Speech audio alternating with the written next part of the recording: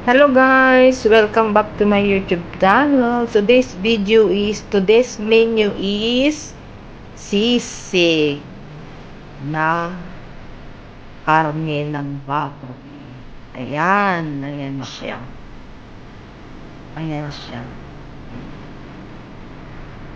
Ginawa ko na to guys kasi hindi na ako nag-video kasi ang hirap mag-video pag wala ka nag-video.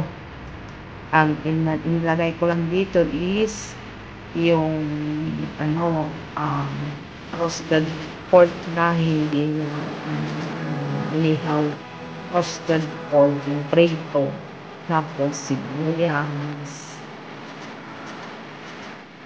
paminta, saka sopa lang ang nilagay ko guys. Kulang po ito ng isang linggo. Titipirin ko siya.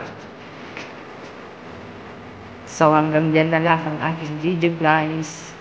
Sana may nagustuhan kayo dito sa aking video. Kung gusto nyong subukan nyo lang na ang pang-asim nyo is suka. Minsan pagka may apple cider mga kapatid, yung apple cider ang ginagawa ko ang nilalagay kong pang-asim pero mas masarap talaga yung kalamansi. Okay guys, maraming salamat, and don't forget to subscribe my YouTube channel. This is Lilvin TV channel by CP. God bless us all. Bye!